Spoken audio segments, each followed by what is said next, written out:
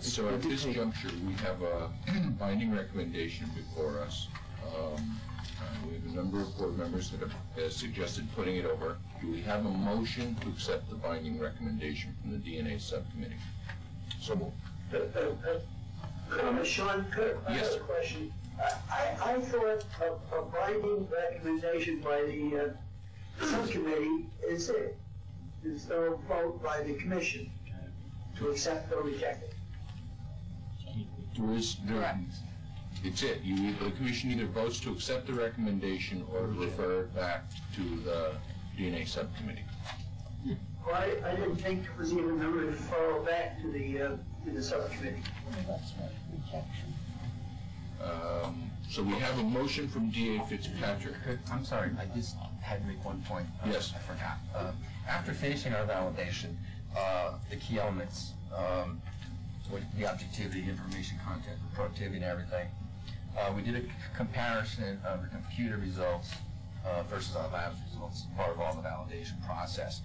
And we looked at previously adjudicated cases, and in checking our data last week, we found that our DNA, the number of DNA matches that we had made relative to the computer was actually more. We had originally presented to the subcommittee as having missed 5 matches that the computer made, when in fact it was only 2. So the computer results stay, the validation is the same, it's just that we did a little bit better than we had recorded the subcommittee. We just, in the interest of full disclosure, we wanted to make sure we made that statement that was out here. We actually talked to Jack about it on time. Okay. So right now we have a motion. Is there a second? Dr. Corral. Second, further discussion. Yeah, I would really ask that we get a presentation.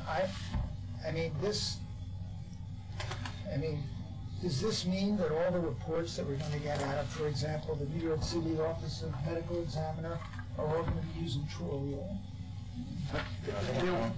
I'm confused because the presentation has been online of what was presented to the subcommittee.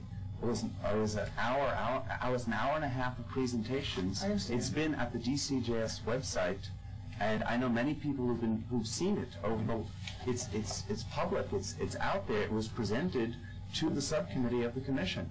It wasn't that there wasn't. We were asked. No, I'm not suggesting. I'm just saying that this was wasn't presented to us as commissioners. I mean, we didn't have an opportunity to have you here or Barry here, nor do I see, to look at a report, to ask questions in a way that is, I might as well be a pilot plant. I mean, I'm just not getting it. It's not fair. Did you vote for it? Are you a potted plant? Is that the suggestion? No, the suggestion is... I read the data that was provided. I got on the website. I saw the presentation. I didn't see it all, but I saw enough to satisfy me. I don't know that I'm ever going to understand it more than I understand it right now, because I'm not a scientist.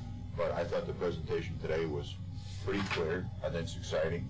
And in the context of what we do and how we do it, we have to make some reliance on the DNA subcommittee. And I don't see why we have the DNA subcommittee review something and then us review it de novo. I don't want to work that way. I understand your questions, and I think at some point in the future you're going to be satisfied with this technology. And I'm not a potted plant. I get it, and I move it.